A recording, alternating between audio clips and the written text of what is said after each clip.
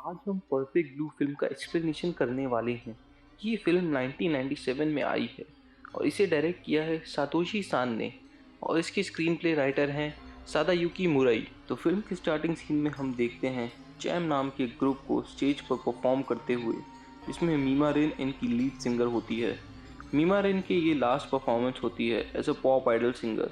वो इसके बाद वीडियो ड्रामा प्रोजेक्ट साइन करती है जिसका नाम होता है डबल बाइंड। मीमा रेन जिस एजेंसी में काम करती थी उन्होंने ही ये कॉन्ट्रैक्ट लाया होता है। इस एजेंसी के मालिक होते हैं टाडा कुरो और मीमा रेन की मैनेजर होती है रूमी।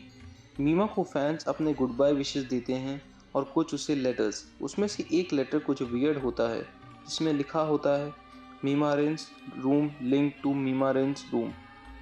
उसे कुछ समझ नहीं आता। वो अगले दिन रूमी से इसके बारे में पूछती है। रूमी उसे बताती है कि ये किसी टाइप की वेबसाइट है। मीमा का सीन आता है। वो शूट करने चली जाती है। अब मीमा के नाम पर एक लेटर आता है जिसे टाडाकुरो लेते हैं। वो जैसे ही उसको खोलने जाता है वो ब्लास्ट हो जाता है। उसके लेटर पे लिखा होता है ये तो बस एक छोटा सा एग्जाम्पल है, अगली बार बड़ा धमाका होगा। मीमा इससे डर जाती है। मीमा की एजेंसी वाले भी टेंशन में थे क्योंकि मीमा की सिंगिंग छोड़ के एक्टिंग शुरू की थी और सीरीज में उसके अब तक बस 3 सीन्स हुए थे। रूमी मीमा के घर कंप्यूटर सेटअप करती है और उसे वेबसाइट एक्सेस करना सिखाती है। मीमा नीचे मेंशन वेबसाइट चालू करती है। शुरू में तो उसे उसके बारे में पढ़ने में काफ़ी अच्छा लगता है, पर बाद में उसे उस वेबसाइट में कुछ शॉकिंग बातें पता चलती हैं, जो बातें उसने किसी को नहीं बताई होती। उसकी पर्सनल लाइफ की सारी इन्फॉर्मेशन। वो ये सब पढ़ के शॉक हो जाती है।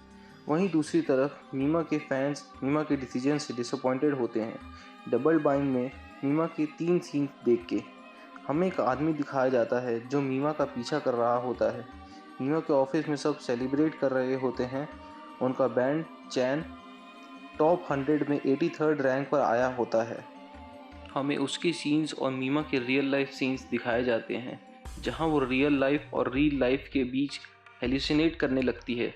हम अगले सीन में टकाओ को देखते हैं जो डबल बाइंड का स्क्रिप्ट राइटर होता है। वो डायरेक्टर से मीमा के रेप सीन के बारे में बात करता है। जब मीमा की एजेंसी को ये बात पता चलती है तो वो लोग इसके लिए मना करते हैं, पर मीमा ये सीन करने के लिए मान जाती है। रेप सीन करते वक्त मीमा को प्रॉब्लम होती है और उसके बाद वो उसके बारे में गिल्टी फील करती है। वो वापस उस वेबसाइट पर चेक करती है जहाँ पर लिखा होता है मीमा रेन ये रेप सीन नहीं करना चाहती हूँ, कोई मुझे बचाओ बचाओ। दूसरी तरफ देखते हैं उसी आदमी को जो मीमा रेन का पीछा कर रहा था, वही ये वेबसाइट चला रहा होता है और मीमा के बहुत बड़ा फ़ैन होता है। अगले दिन मीमा अपने इंटरव्यूज़ में ये स्टेटमेंट देती है कि मैं एक एक्ट्रेस हूँ और ये मेरे लिए एक चैलेंजिंग रोल था, पर अब मैं आइडल सिंगर नहीं हूँ, जिस पर मीमा के फैंस बहुत गुस्सा होते हैं। मीमा को बहुत हेलुसिनेशन आने लगते हैं। उसे पुरानी सिंगर मीमा हॉन्ट करती है और उसे कहती है मैं असली मीमा हूँ, तुम बस प्रिटेंड कर रही हो।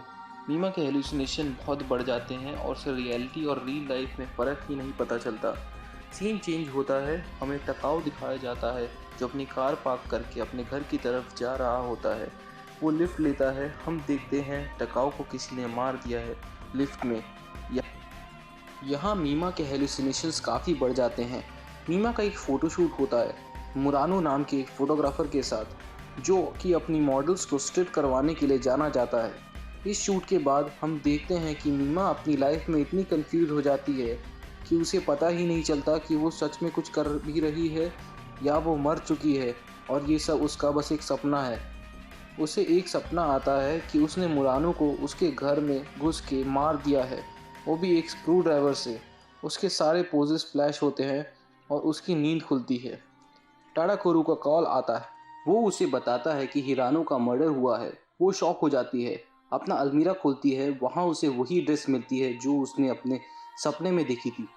अगले दिन जब वो उठती है तो वो एरी को देखती है अपने पास, जो कि उसे उसके बारे में पूछती है। वो कहती है मैं एक एक्ट्रेस हूँ, पॉप आइडल नहीं। एरी एक साइकेट्रिस्ट होती है डबल बाइंड में। वो अपने कलीग को बताती है इसे डिसोसिएटिव आइडेंटिटी डिसऑर्डर है, इसीलिए इसे ऐसा लगता है कि ये एक एक्ट्रेस है। हमें लगता है कि मीमा रेन को ये बीमारी बहुत पहले से है, मूवी के स्टार्ट से।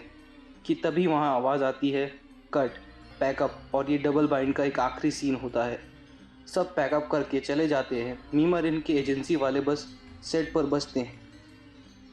मीमा चेंज करने ही जा रही होती है कि तभी वहाँ वो आदमी आ जाता है जिसका नाम फिल्म में मीमानिया होता है, जो अब तक उस वेबसाइट को चला रहा होता है। वहाँ और कोई नहीं होता। मीमानिया का असली नाम उचिदा होता है। उचिदा मीमा का बहुत बड़ा फ़ैन होता है। वो मीमा को मारने ही आया होता है, पर उसे मारने से पहले वो उसका रेप करने की कोशिश करता है। अब उचिदा मीमा से बहुत डिसअपॉइंटेड होता है।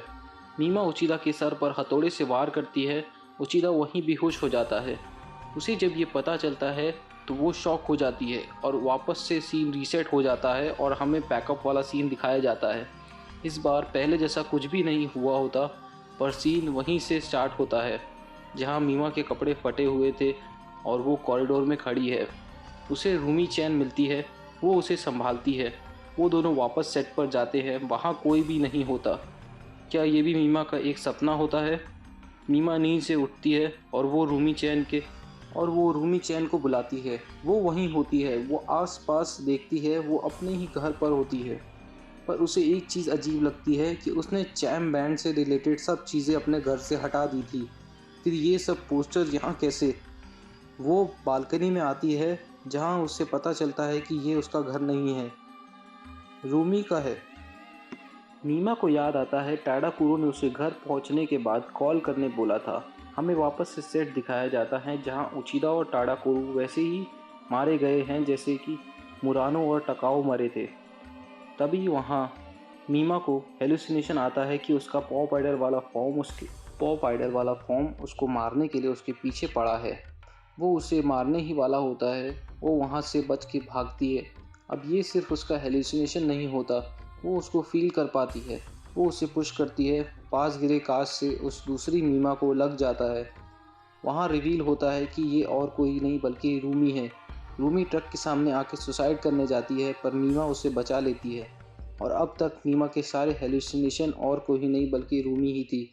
अब हम देखते हैं अब हम देखते हैं कि रूमी मेंटल असाइलम में है जहां वो खुद को मीमा किरोगई समझती है। मीमा के हेलुसिनेशन ख़त्म हो चुके थे और फिल्म यहीं ख़त्म हो जाती है। तो अगर आपको ये वीडियो पसंद आई है तो लाइक शेयर और सब्सक्राइब करें और कमेंट करके बताएं और कौन सी अंडररेटेड मूवी है जो आपने देखी है और आप हमारे व्यूअर्स से शेयर करना चाहते हैं।